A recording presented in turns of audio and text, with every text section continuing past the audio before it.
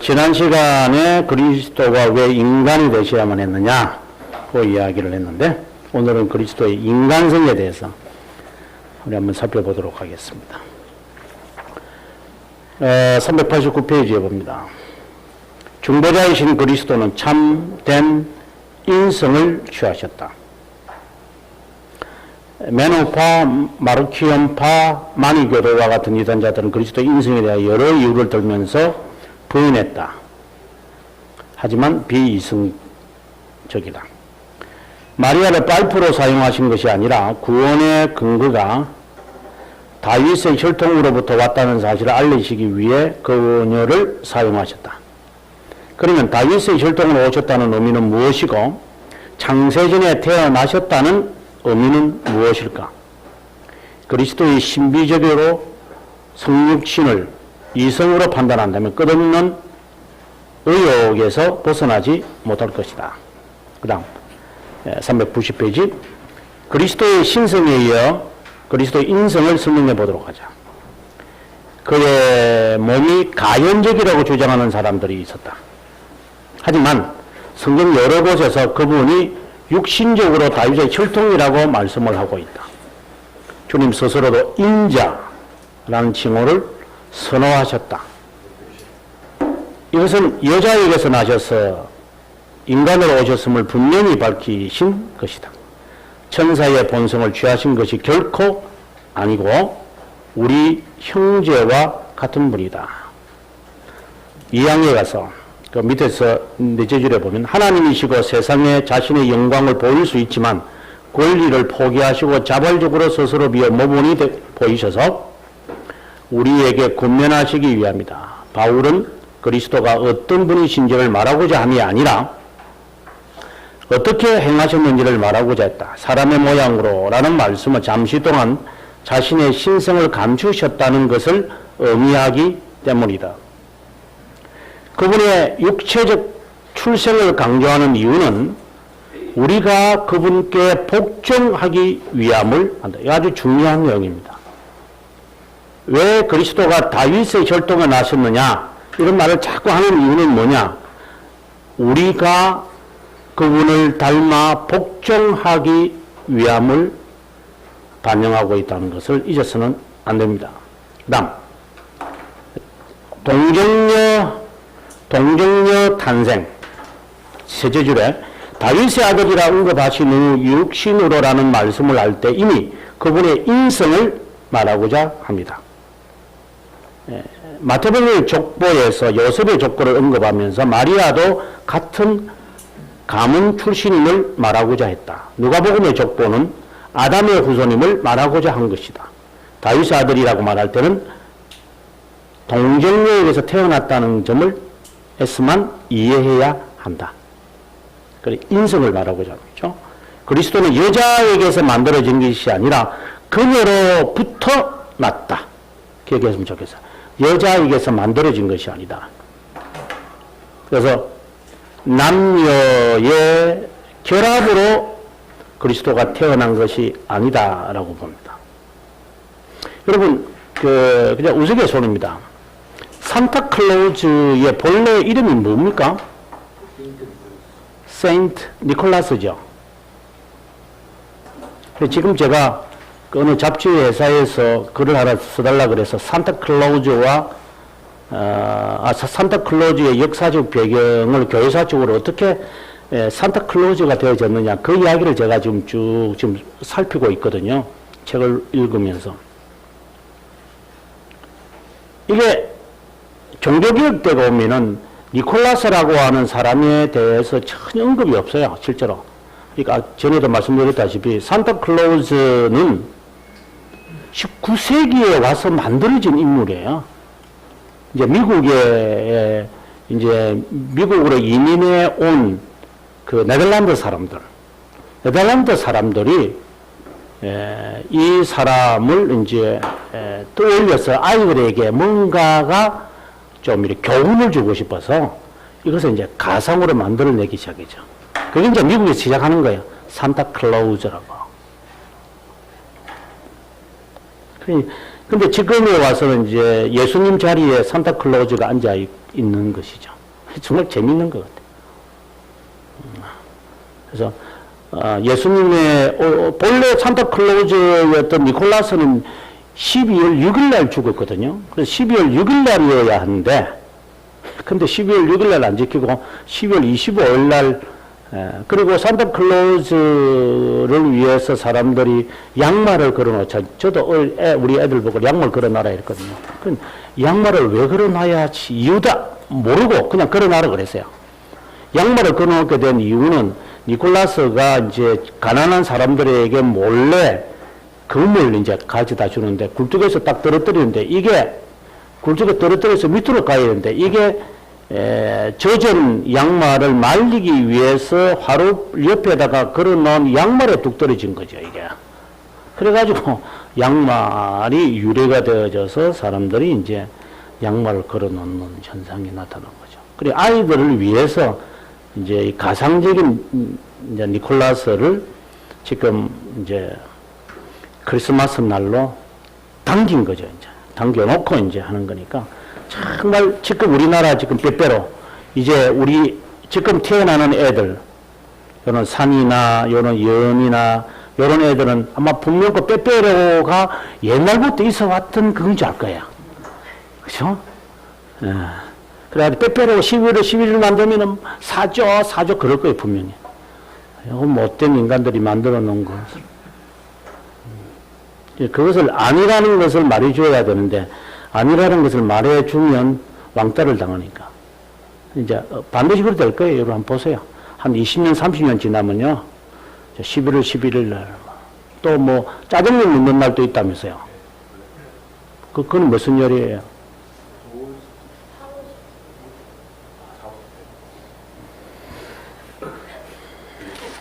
참, 재밌는 것 같아요. 짜장면 먹는 날. 아무튼 재미있습니다. 그러니까 그렇게 만들어진 거예요. 우리가 여기서 보면서 지금 갑자기 성탄절이 생각이 나서 이제 생각을 합니다. 그다음에 예수님께서 다윗의 아들 셋째 줄이죠. 다윗의 아들이라 언급한 후 육신으로 라는 말씀을 할 때 그것을 인성을 말하고자 한다는 기억하시고, 그 다음에 여자에게서 만들어진 것이 아니라 그녀로부터. 그럼 그녀로부터라는 말이 무엇을 의미하는가? 그 다음 페이지 갑니다. 보면 392페이지 갑니다. 사항. 그녀로부터라는 그의 의미는 뭐냐면 죄 없다는 의미를 창조주에 갖고 계셨다는 것을 의미한다. 여자에게서 태어났다라고 말할 때 의미를 우리는 이렇게 해석을 해야 한다라고 하는 것입니다. 그래서 그 하이델베르가 38문에 보게 되어지면 이 말을 하고 있습니다.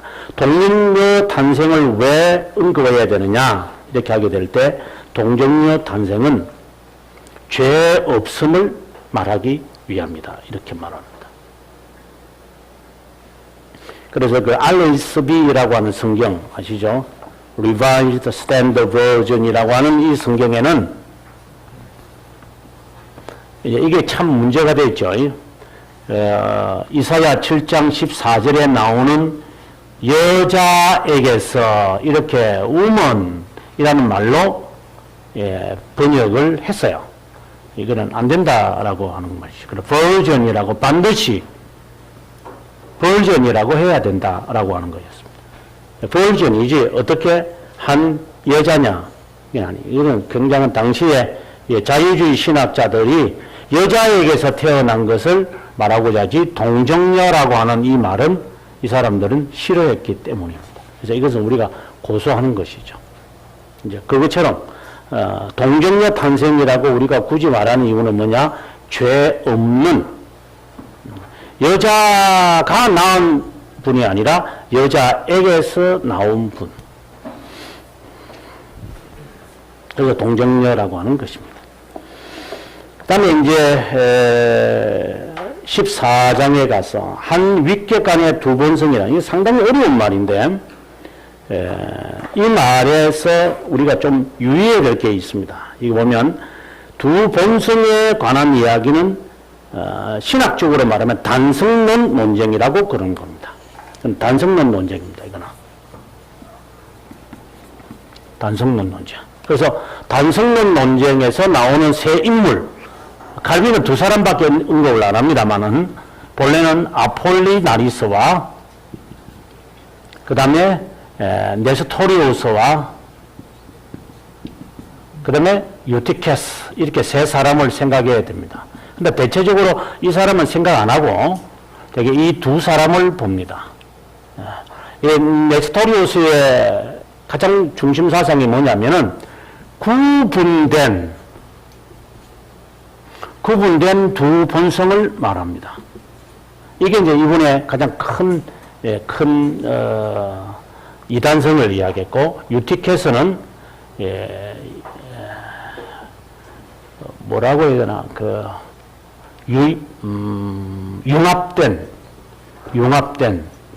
융합된 한 본성. 두 본성이 융합되어 돼서 한 본성으로 남는다. 구분된 두 본성이 있다. 이게 이제 네스토리우스의 이야기인 것입니다. 그러나 정통은 뭐라고 말하느냐? 우리가 좀 있으면 나오겠지만 정통은 속성의 교통을 이야기하면서 양성을 이야기해야 합니다. 양성. 그러니까 우리가 신성과 인성은 인성과 속성의 교통이라고 보는 겁니다. 그래서 이 양성론이라고 말하죠. 우리는 두 본성론이라고 하지 않고, 단성론은 이단성이고 우리말로는 두 본성을 말하지도 않고 양성론이라고 말하는 것은 속성의 교통을 의미합니다. 신성이 인성에게도 인성이 신성에게도 이렇게 서로 교통을 하면서 되어 있는 구별된, 구분이 아니라 구별된 두 본성이 한 위격 안에 있다. 이렇게 보는 것이죠. 근데 이 말을 더 이상 무슨 설명을 하겠어? 이거는 구별을 위한 거니까. 이거는 내가 아니기 때문에 말을 못하는 것 같아요. 인간이 아니기 때문에. 그러나 이것을 만약에 이렇게 설명하거나 네스토리우스로 설명하거나 유티케스로 설명하면 안 돼요. 그럼 제가 늘 하는 말처럼 이렇게 설명해 버리고 나타나는 것이 뭐냐? 인본주의로 나타나는 것이고 이성주의로 나타나는 것이고, 유티케스처럼 이렇게 해버리면은 신비주의로 빠지기 때문에 우리가 이것을 그냥 단순히 무엇인가를 구분하기 위한 사상의 지침을 말하는 것이 아니라 이것을 이단으로 정지한 이유가 그 때문인 거죠. 이렇게 가면 이것은 이성주의로 빠지고 이렇게 가면 신비주의로 빠진다는 거죠. 그들의 근본 사상은 이런 사상을 갖고 있다는 거죠. 이제 그것이 우리에게 중요한 것이지 이 말 자체가 사실 중요한 것은 아니죠. 어떻게 영향을 끼친 것이냐, 이런 것을 우리가 봐야 됩니다. 그 관점에서 이걸 보면 좋겠어요. 자, 봅니다. 393페이지에 저 위에 둘째 주부터 봅니다. 네스토리우스 이단은 분리될 수 있는 이중적 그리스도, 그러니까 구분된 두 본성을 말합니다.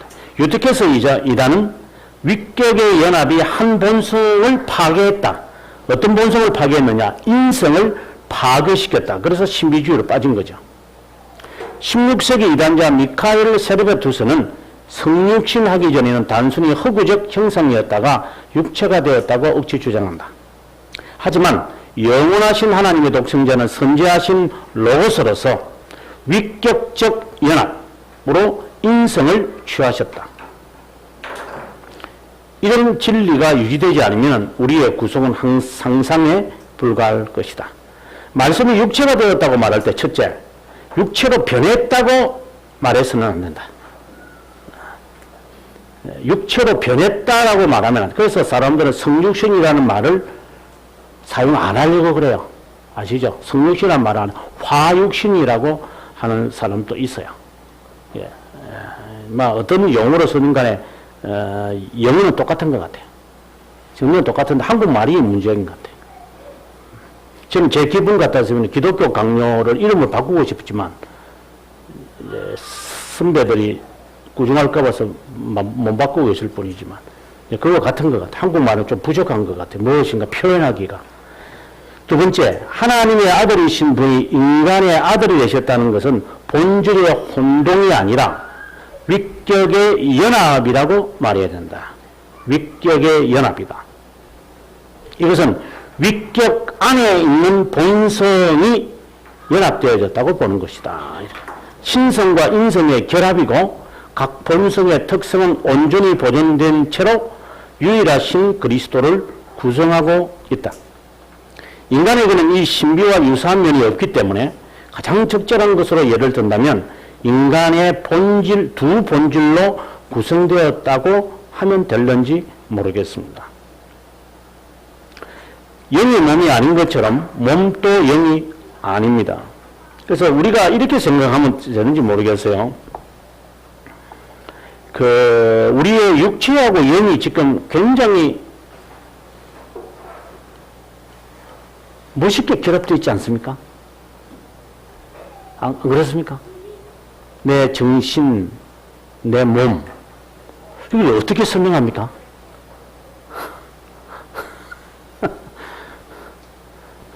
지사님 수술해 보셨죠? 지사님 수술해 보셨죠? 그 영이 어디 있던가요? 나는 의사분들한테 늘 묻고 싶은 게 우리 육체를 이거 다 쪼개잖아요. 그 닭고기처럼. 닭고기처럼 쪼개면 영이 어디 있을까? 그래, 아무튼 동기 목사님은, 동기 의사에게 물어본 적이 있어요. 너는 그 수술할 때마다 그 영을 보냐니까. 그냥 고기처럼 봐. 이렇게 이야기하던 거죠. 어떻게 고기처럼 보이는지 모르겠어요. 근데 어쨌든 고기처럼 보여야지 수술할 수 있다 그러더라고요. 그렇게 안 하면 수술하기 어려우니까 이제 그런 말을 한다. 그런 거죠. 내 영과 내 육체가 어떤 교통이 지금 일어나고 있는 거예요? 그래서 우리 분리되어 있잖아요. 그래서 연합되어 있고. 이제 갈빈이 그 말하고 싶은 거죠. 신성과 인성의 결합이 이와 같아. 이 말을 지금 하고 싶은 거예요. 우리 육체와 영과의 결합에 이런 것과 같아. 이 말이에요. 그러나 똑같다고 말하면 안 돼. 그렇게 똑같다라고 말해버리면 안 되죠. 여기 보면 영이 몸이 아닌 것처럼 몸도 영이 아닙니다. 이제 또 구분은 지어야죠. 영의 특성이 몸에 전달되고 몸의 특성이 영에 전달되지만 한 인간을 형성하는 것과 같아하겠습니다. 다르지만 서로 전달하고 있지 않느냐. 그래서 육체적으로 연약하면 사람의 정신력도 약해지잖아요. 그렇잖아요. 육체적으로 강건하면 정신력도 강해지는, 뭐 항상 그런 건 아니지만 어느 정도는 그런 거 있지 않겠어요? 예. 자, 칼빈 선생 그 다음 편이 넘어가서. 칼빈 선생은 451년 칼케돈 범종교회에 쓴 것들 레온의 1세의 토메의 견해를 지지한다고 여깁니다. 그리스도 안에 있는 두 본성의 결합을 가리켜 특성의 교통이라고 그때도 불렀는데 그것을 그대로 사용한다라고 봅니다. 두 본성의 연합. 보면 성경에는 여러 말씀을 하고 있습니다. 창조물보다 먼저 나신 자, 그 다음에 모든 창조보다 먼저 나신 자니, 그 다음에 또 보면 아버지의 종. 그래서 1번의 이야기는 신성을 말하고 2번의 이야기는 인성을 말하고 있다. 그 다음에 세 번째는 하나님이 자기 피로 교회를 사셨으니 영광의 주가 십자가에 못 박혔나니, 이 말씀은 특성의 교통을 말하고 있는 것이다. 하나님께서 우리를 위하여 목숨을 버리셨다라는 것도 신성이 인성으로 전달되는 것을 지금 암시하고 있다라는 것입니다. 육신으로 계셨다고 하여 하늘에 없었다고 말해서는 안 된다. 그분은 신인이시기에 두 본성의 연합을 위해 한 본성 안에 속한 것을 다른 본성에게도 주셨습니다. 그 다음에 이제 위격적 연합이라고 하는 말. 요한복음에서는 신인성을 함께 표현하는 경우가 있다라고 이야기하면서 선한 목자, 유일한 문, 참 포도나무. 바울도 역시 이런 표현을 썼다라는 겁니다. 종의 형체를 가졌지만 자기를 비워라고 하는 말. 모든 무릎이 그 앞에 무릎을 꿇는다 하는 이런 말씀들은 바로 신성과 인성이 연합되어 있는 것을 암시하고 있다라는 것입니다. 그러니까 단성론에 관한 이야기 지금 제가 했는데 296페이지 가겠습니다. 두 번째 패러그래프. 그리스도는 연합되었고 혼동되지 않으신 본성을 소유한 채로 하나님과 인간이시기에 그분이 우리의 주님이 되고 하나님의 참된 아들이 됩니다. 네스토리오스 이단자를 우리가 멀리해야 하는데 그는 이중적 그리스도를 고안하면서 두 본성 사이를 구별이 아니라 잘라내려고 했다. 그러니까 구분하려고 했다. 이렇게 말하면 되죠. 구별이 아니라 구분하려고 했다. 그 다음에 또 유티케스의 광란에 대해서도 간과해서는 안 된다. 위격의 연합을 명시할 때 두 본성을 전멸하지 말아야 한다. 신격이 그분의 몸에 독특하게 거하지 않았었다면 그분을 성전이라 부르지 않았을 것이다. 그래서 두 본성 중에 하나를 전멸시켜서는 안 된다라고 하는 이야기를 합니다. 그 다음에 397페이지 가서 세리베투스, 참 이 칼빈이에게서 항상 세리베투스 나와요. 그래서 제가 이 세리베투스를 연구할 수밖에 없었어요. 제가 이게 세리베투스가 재미있던 말인 거 기억나시죠? 지저스 크라이스트라고 해서 할 때 크라이스트는 라스트 네임이고 지저스는 예수님의 퍼스트 네임이다. 이렇게 말하는. 그래서 지저스는 마리아에게서 난 육체를 말하고 크라이스트는 세례 후에 받았던 신성에 속한 이름이다. 그는 본래 인간이셨다. 인간인 거예요. 인간이 신성이 아리오스의 견해를 그대로 말해요, 이 사람. 그래서 우리가 예수 그리스도라고 말한다. 제가 읽으면서만 정말 유치하고 이걸 읽어야 되느냐 하는 정도인데 다 재밌는 친구야. 셀베투스. 그러나 이분이 아주 재밌는 분이에요. 아무도 재밌는 분이야. 자, 계속해서 397페이지 보면 중간 정도 보면 모든 세대전의 성부에 의해 태어나신 말씀이 위격적 연합이라고 하여 인성을 입으셨다는 것을 교회는 확고부동하게 고백한다. 위격적 연합, 무엇과 무엇이 신성과 인성은 위격적 연합이다. 모든 세대전에 이미 그분은 신성과 인성으로 구성되어 있었다라고 우리가 말을 해야 한다 이 말이죠. 중간에 그리스도가 그러니까 성자 하나님이 인성을 취하셨다고 하면 안 된다 이 말을 말해요. 이렇게 되면 이거는 이단이 된다 이 말이에요. 이게 이제 네스토리오스라는 거죠. 중간에 인성을 취하셨다는 말.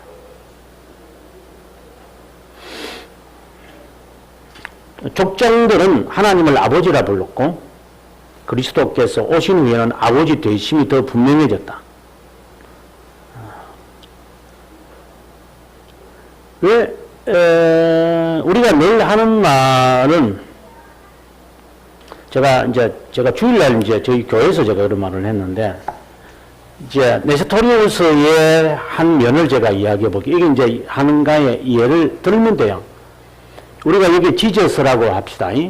뒤에 이제 하나님이 계세요. 하나님. 자, 우리가 여기서 봅니다. 그리스도를 통해서 비로소 하나님을 알 수 있다라고 구분을 시키고 있다면 저는 이게 네스토리우스주의라고 저를 보는 거예요. 우리 이런 설명을 하기가 굉장히 쉬워요. 보세요. 그리스도를 통해 하나님을 비로소 알게 되어진다. 그리스도. 근데 그것이 아니라 그리스도가 곧 하나님이시잖아요.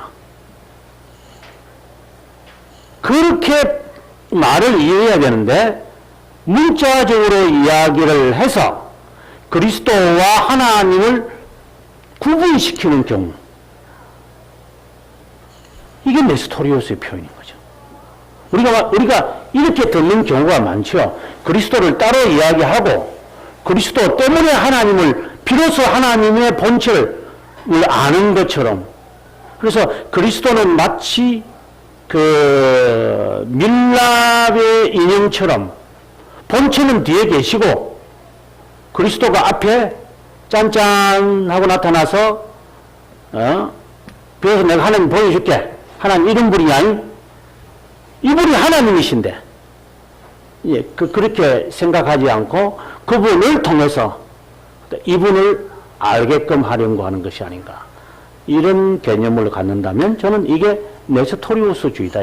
이게 네스토리우스주의다.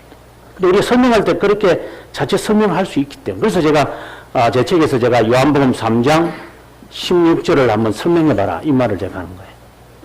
요한복음 16장 설명을 어떻게 이렇게 할 수 있기 때문에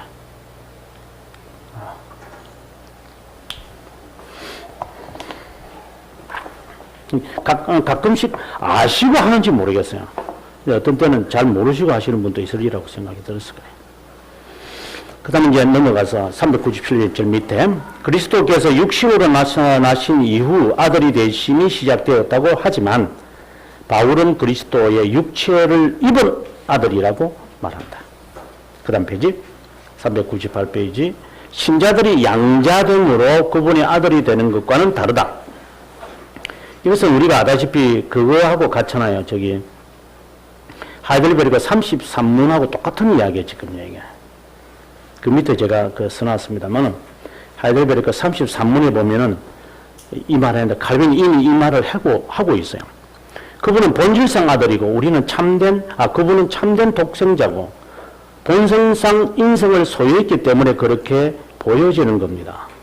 본성상입니다. 그분은 본래 인성을 소유하고 계신 분입니다. 본성상 아주 중요한 개념입니다. 중간에 인성을 취한 게 아니라 본성상 그분은 신성과 인성을 지니고 계신 분이십니다. 그것이 이제 겉으로 드러날 때 이제 성육신 하신 것이고 그럼 구약시대에는 가끔씩 하나님이 자신의 인성이 육신으로 입을 것을 나타내 보이셨기에 여호와의 사자라고 사람들에게 보인 것이고 그래 가끔씩 나타난 것이고 그리고 지금에 와서는 신약 성경 시대에는 완전히 모든 자가 볼 수 있도록 하신 것이고 이것은 성령과 같아요. 성령도 보면 구약 시대에는 가끔씩 성령이 역사하셨잖아요. 다윗과 같은 사람에게 어떤 때는 성령께서 확 이렇게 임하셔가지고 그 골리앗을 이기도록 하시는 성령의 역사가 확 있어요. 그런데 어떤 때는 다윗을 하나님께서 성령이 사로잡지 않아요. 그러니까 다윗이 여자를 범하는 거 살인죄를 범하는 거예요. 그러나 신약 시대에 오면은 이 성령이 완전히 우리들에게 이 구속의 사역을 역사하시는 것이나 이제 이것과 같은 거죠. 그래서 구약 시대에 나타나는 그리스도의 인성의 성육신의 모습은 가끔씩 특정한 사람에게 나타나셔서 이것을 예표하시는 것이고 또 성령도 마찬가지고 신약 시대에 오면은 모든 자가 볼 수 있도록 이제 신성을 완전히 드러내신 것이고 그래서 부족한 신성이지만 사람들에게 완전히 드러나게 하셔서 보게 하셨고 그리고 구속의 사역을 통해 인성의 모든 면을 다 보여주셨고 그것으로 우리는 순종할 수 있도록 하신 것 이런 것이 있는 것을 보는 것 같아요. 구약에서 하나님의 현년 얘기할 때 네. 분성상 인성을 회유했다는 것은 하늘에 계실 때의 가시적인 인성을 우리가 나타내실 이유가 없지만 우리 인간에게 나타낼 수 있는 보여주기 위해서. 네. 그렇죠. 그렇죠. 물론 이제 주님이 이제 이 땅에 오셔서 부활하시고 영화로운 계셨다는 그 자체가 영화로운 분이시니까. 네. 다시 말씀드리면 구속의 사역을 위해서 인성을 입은 것은 아니다 이 말입니다. 창세전에 이미 그분은 본성상으로 인성과 신성을 지니고 계신 분이시고 그리고 구속의 사역을 위하여 구약 성경 시대는 특정한 필요한 경우 나타내 보이셨고 그리고 여호와의 사자로 나타나신 것이고 그리고 이후에는 온전히 나타나신 것이고 그리고 나중에 우리가 올라갔을 때도 그분을 온전한 인성을 우리가 보겠죠. 우리도 온전한 인성이 되니까 이제는. 근데 이것을 제가 어느 목사님한테 이야기 들으니까 이제 창세 때라 그랬어요. 그러면 언제 인성을 입었다 그랬어요? 저는 그 이야기를 어떤 책이라 그랬죠? 어느 책이라고 안 그랬어요? 어느 학자라고 그랬어요?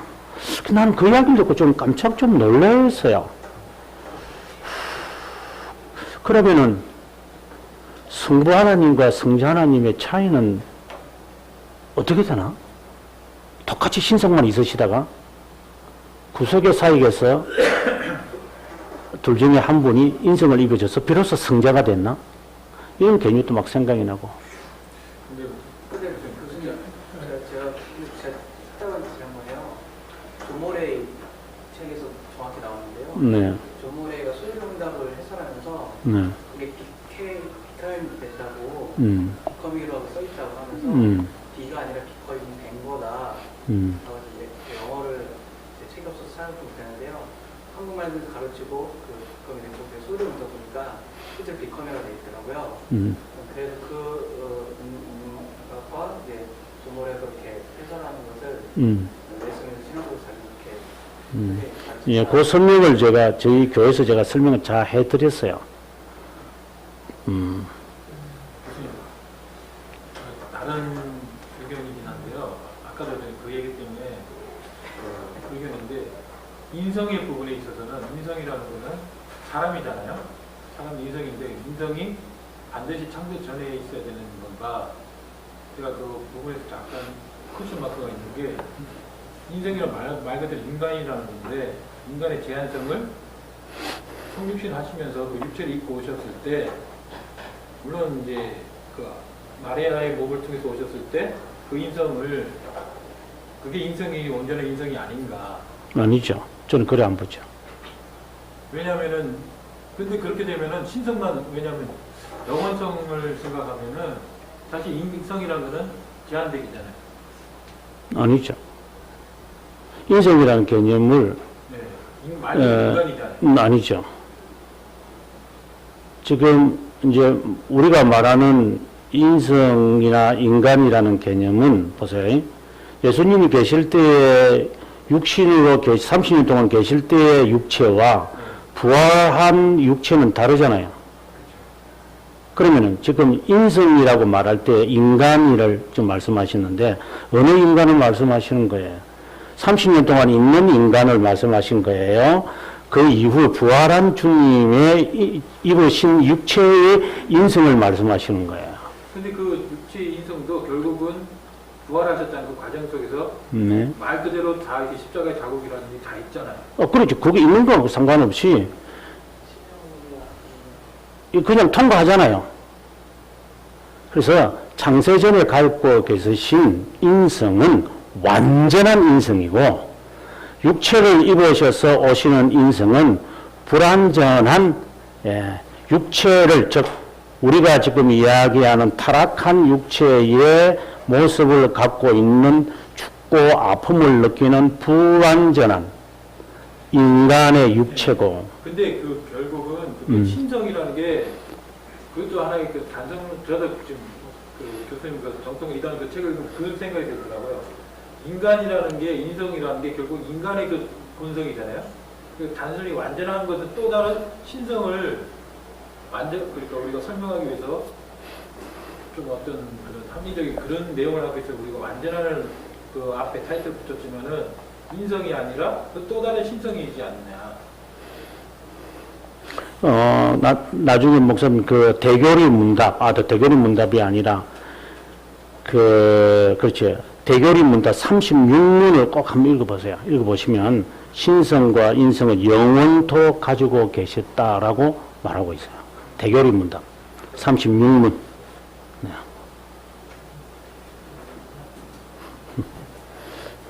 이건 뭐 우리의 그 논란의 이야기가 아니라 그 고백서에서 그렇게 말하고 있고 교리문답에서 말하고 있는 것이기 때문에 우리 소비를 문답에서는 이걸 좀 분명하게 소비를 문답은 왜 낮아지신가? 좀 분명히 나타나 있지 않고 36문에 보면 대교리 문답에 나타나 있습니다. 전에 성경 신학자 얘기하는데 이게 주님이 오시기 전에는 신성 이렇게 얘기하는 거예요. 사람으로 계신 건 아니지만 인성은 가지고 계시다는 거. 자, 그렇지. 그 말은 어느 정도 일리가 있는 거예요. 그냥 지금 제가 말하는 성육신 하시기 전에 인성, 성육신 후에 이제 부활하시고 난 다음에 인성, 그 완전한 그 인성을 지니고 계시는 그 인성. 그리고, 공생의 30년 동안은 우리가 말하는 완전한 인성이 아닌 불완전한 인성, 우리가 갖고 있는 인성을 지니고 계셨다. 이렇게 이해하면 되는데, 인성을 하나로 다 생각을 하니까 이제 문제가 되는 거죠. 그렇죠. 그렇게 보는 것이죠.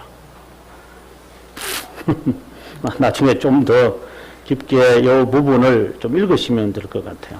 네. 나중에 여기서 하나님의 현녀는 여호와가 아니라 그러면 성자 하나님이죠. 예, 성자 하나님이죠. 그는 누구든지 인정을 하죠. 풍요불 속에 나타나신 분도 성육신을 예표하는 성자 하나님 이렇게 보죠. 우리가 아브라함에게 기도를 들으신 분도 성육신 전에 성육신을 예표하신 하나님. 그리고 요셉에게 나타나서 삼손을 예고하신 분도 이제 성육신 전에 그분의 예고의 의미가 있죠. 그렇게 논란의 여지가 있는 것은 아닌 것 같아요. 자연스러운 것 같아요. 자연스럽게. 자, 계속해서 보겠습니다. 성육신 후에 아들 되십니까? 자, 봅시다. 성육신 되고 난 다음에 아들이 되셨나? 라는 그 질문을 이제 칼빈이 하고 이제 답을 내립니다. 성경은 가끔씩 자기 아들, 지극히 높으신 아들이라는 표현을 사용하면서 잉태되면서 아들이 되셨다고 이렇게 주장한다. 육체로 나타나신 후에 비로소 하나님의 아들이 불리지기 시작했다고 주장한다. 하지만 그분이 영원하신 하나님으로 태어나신 분으로는 그것만으로도 그분이 영원하신 하나님이심이 증명된다.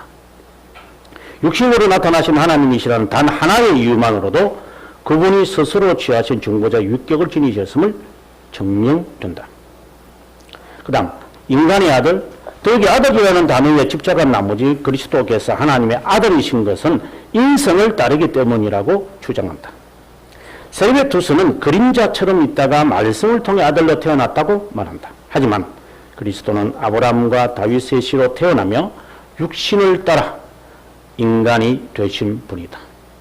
예수님도 그런 말 하셨잖아요. 내가 아브라함 때에 내가 있었다고 이렇게 하니까 바리새파가 뭐랬어요? 네가 아브라함보다 나이가 많으냐? 그러니까 예수님 뭐래요? 아무 말도 안 하시죠. 아브라함 때도 내가 있었다고.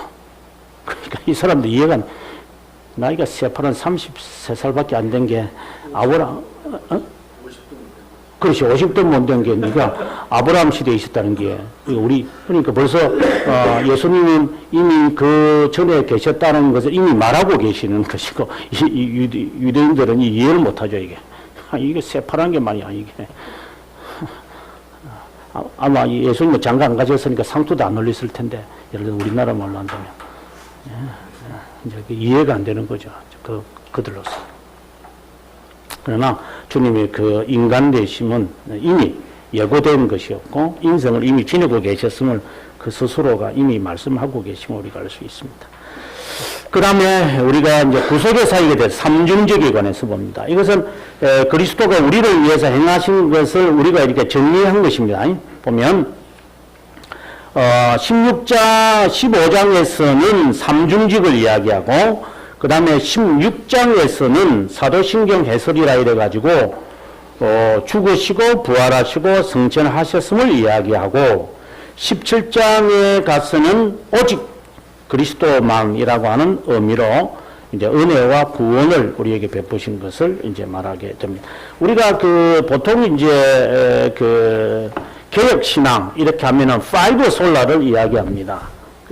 여러분 기억하시는지 모르겠는데 파이브 솔라를 한번 봅시다.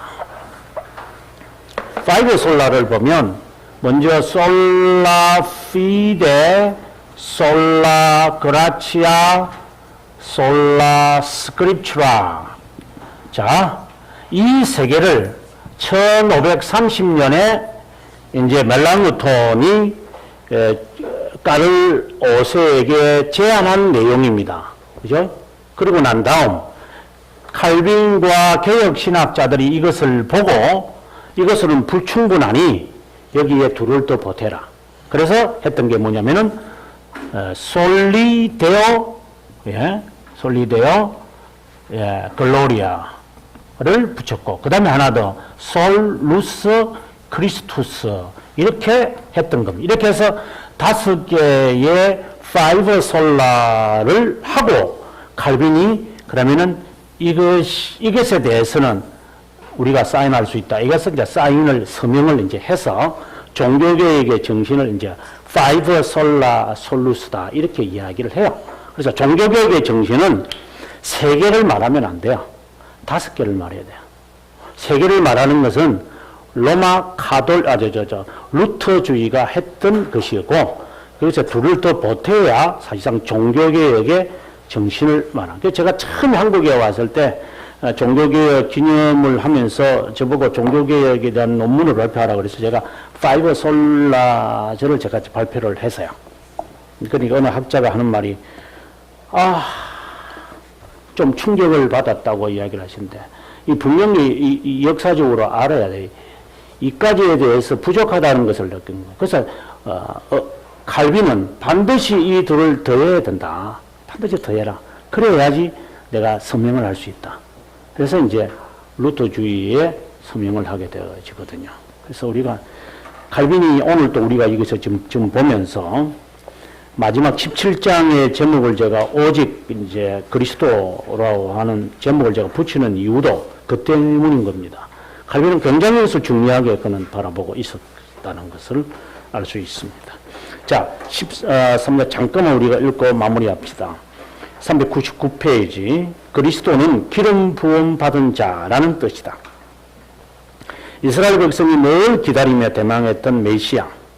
그분은 하나님이시지만 친히 인간이 되셔서 우리를 위한 사역을 행한다. 선지자, 왕, 제사장.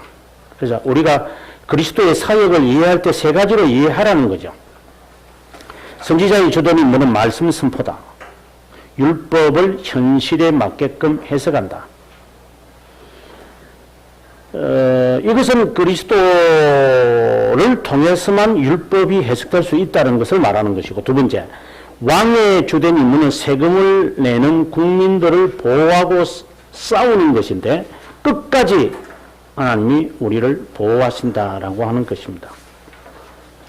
아버지의 인자하심을 끝까지 자신의 백성에게 보내신다는 것을 이야기합니다. 그 다음에 이제 넘어가서 선지자에 관한 이야기를 한번 보겠습니다. 이단자들이 그리스도의 이름을 주제넘게 사용하지만 그 기반은 경건한 자와 공통적인 부분이 없고 교회에 속해 있을 뿐이다. 그 이유는 그리스도께 부속된 것들을 부지런히 고려해 본다면 그리스도께서 면목상으로 그들과 함께 할 뿐 실제로는 함께하지 않고 있다. 그리스도라는 명칭을 이단자들이나 교황주의자들도 사용하지만 그분이 권능과 존엄성을 벗겨버리기 때문에 그들은 머리를 붙들지 아니하는 자들이다. 그리스도 안에 있는 구원의 확고한 기반을 발견하기 위해 그분 안에 안식을 얻기 위해 그분의 삼중직을 이해해야 한다. 그 목적과 용도에 대한 지식으로 동반되지 않는 명칭을 고수하는 것으로는 어떤 것도 얻지 못한다. 선지자들 끊임없이 보내시고 하나님은 자신의 백성에게 구원을 위해 충분하고 유용한 교리를 부족하지 않도록 하셨고 신자들은 메시아가 오시면 완전한 빛을 기대할 것이라고 확신했다. 이에 따라 이런 기대는 참 종교를 알지 못하는 사마리아인들에게도 있었다. 이런 면에서 옛적의 선지자들로 여러 부분과 여러 모양으로 우리 조상들에게 말씀하신 하나님께서라고 하면서 이 모든 마지막에 아들로 우리에게 말씀하셨으니라고 말씀을 하고 있다. 제가 이제 오늘 여기까지만 하고 잠깐 어제 제가 대신대학교를 가가지고 제가 우리 교회에서는 제가 늘 하는 말이었는데 이 말을 거기 가니까 교수들이 많이 앉아 있더라고요. 학교는. 그러니까 우리가 잘 알고 있는 개혁교회는 항상 개혁된다. 개혁된다. 이런 단어에서 제가 이런 좀 충격적인 말을 하니까 저분들이 조금 눈이 동그래진 것 같아요. 여기서 개혁이라는 말을 딱 빼면요. 이거 한석칭이 했던 말이거든요. 이게 바티칸 회의할 때 나왔던 말이에요. 이게. 교회는 항상 개혁된다. 그러면 교회는 항상 개혁된다라고 하는 말을 하면은 이거는 칼 바로트가 했던 말이에요. 근데 우리가 이걸 쓰거든요.